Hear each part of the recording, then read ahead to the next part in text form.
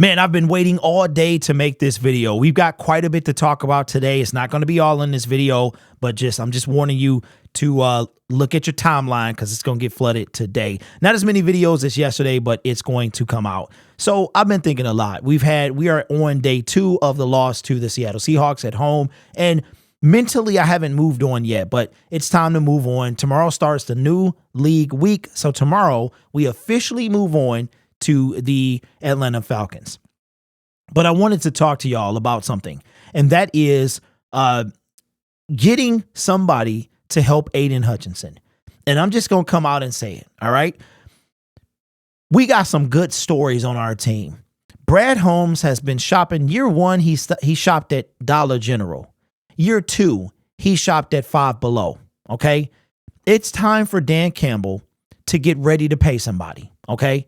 Now, again, I'm more right than I'm wrong, but it's not about being right, okay? It's simply about this. I put my opinion out in front of you guys to see. You chime in the comment section. You let me hear it when you don't think I'm right. And one of the things I've been saying was that we lacked a pass rush. Now, how did I come to that conclusion? Very simple. The Detroit Lions did very little on their defensive line to change from last year. We got Broderick Martin. That was it. We brought back Kaminsky. Great story. I'm okay with that. James Houston was going to be a problem, right? So, but other than those 2 people who played for us last year, we brought in Christian Covington, who didn't make the team. We didn't do anything. Isaiah Buggs is still there. We didn't make any changes. I get it. I understand why the core people are brought back. I get it. It's a culture thing. But eventually, you need game changers, okay?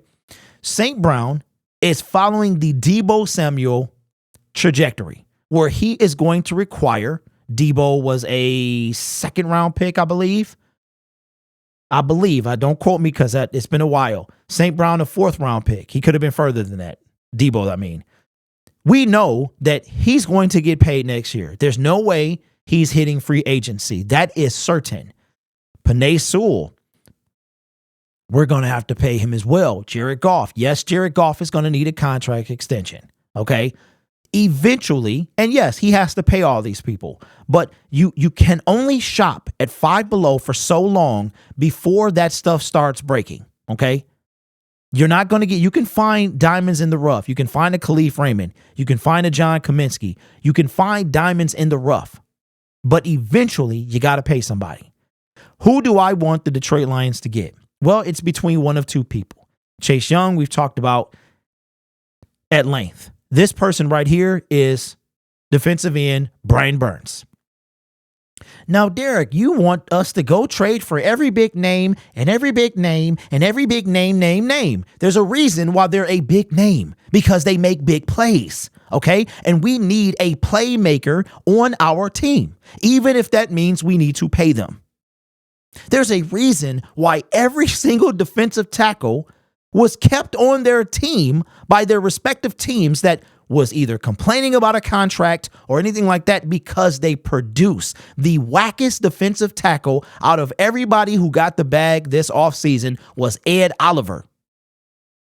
Defensive tackle, defensive end, both of them are needs. Why is our 3rd-round pick, in which we traded up for, not on the field? He's not even in a suit. He is inactive. That's a problem, ladies and gentlemen. Now, when it comes to the guy that I'm talking about, Brian Burns, we just played 2 games. 2 games, all right? Let's look at his stats. His stats are as follows. Drafted in 2019, the same year we took TJ. Okay, 1st round, he's exactly 8 picks after TJ Hawkinson. Already, he has 2 sacks and a forced fumble in 2023. We only in the 2nd week. We going to game 3 next week. In his career, he's missed a total of 2 games, 1 in 2022 and 1 in 2020, which was COVID year. In his career, he's never had less than 7.5 sacks. Now, I know this was a different regime, but let me remind you about a guy that we paid a bunch of money to under Matt Patricia. I know. But I'm proving a point here, okay? Who had His high was 7.5 sacks. We gave him $90 million. 9 sacks, 12.5 sacks is what he's coming off of. That's more than our rookie Aiden Hutchinson. And that's if you give half of James Houston's sacks to Brian Burns or to Aiden Hutchinson, now we're talking about something. And already in 2023, he has 2 sacks. All right. Eventually, people, we're going to have to stop. We're going to have to stop shopping at Five Below. Now, I want to keep this video under 10 minutes. Okay. Now, what am I thinking here? What am I thinking? Here is the Panthers. This is what their draft capital is according to Tankathon. They have the 40th, the 71st, the 101st, the 153rd, the 157th, and the 162nd pick. Notice they don't have a first rounder. As far as the Detroit Lions, we have 12, 43, 66 from TJ Hawkinson, 74, 143, 177, and 205. Now, would you be willing to give up pick number 12 or your first round pick, whatever it is, for Brian Burns? That's a question you have to ask. And let me remind you, as you battle with that in your head or whatever you're coming up with, that Brad Holmes in his final press conference with John Dorsey, as he was sitting addressing the media, what did he say? He said, we're ready to win. We're ready to win. So the rebuild is over. This is no longer a rebuild. We're planning to be competitive this year. And how do you compete? Because you need players on your team. Why do you think we were so excited to get CJ Gardner-Johnson? And I know it's probably too soon. Why do you think we were so excited? Because he is a playmaker. He makes plays, right?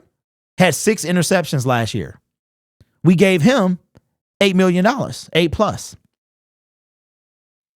Eventually, you have to stop shopping at Five Below. All right? Aiden Hutchinson, according to PFF, leads the league in pressures. From what I read, the brother needs some help, and it's Dan Campbell's job to get him help. Now, you might be saying, well, Aaron Glenn needs to put his players in position to make plays. That is true as well. But let me ask you this, and this is not a rhetorical question. I want you to put this in the comment section below. You take out Aiden Hutchinson from the front 7. Who do you fear? Who do you have to account for? You could say James Houston. Well, we had him back in coverage, and he's a non-factor anymore. So in the comments below, who do you have to fear? Isaiah Bucks, Romeo Okwara, John Kaminsky? I ain't scared of none of them. And neither is any other team in the league. They come in, they do their job, which is to role play.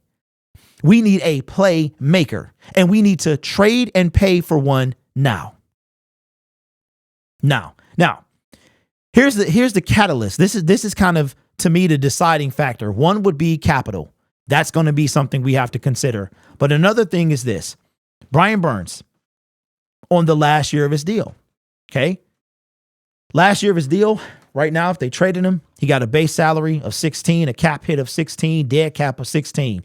He is a unrestricted free agent next year, which means that the Carolina Panthers could A, extend him during the season or after, B, franchise tag him, or C, they can trade him if the capital is right. And they are going to require a first round pick. They are. Because A, they're letting this guy, they could tag him next year. Why are they going to let him walk? They're not. So they're going to hold Brian Burns hostage for a first round pick. And I, if I'm Dan Campbell and Brad Holmes, am giving them a first round pick. Minimum. 25 years old, never had below 7.5 sacks, can help out Aiden Hutchinson, a person you have to fear and game plan for, which is enough of the Five Below. All right, it's time to step it up. It's time. And I love these guys. I love our team. I love what they stand for. I understand the whole process. I get it now. These guys fit what you're trying to do.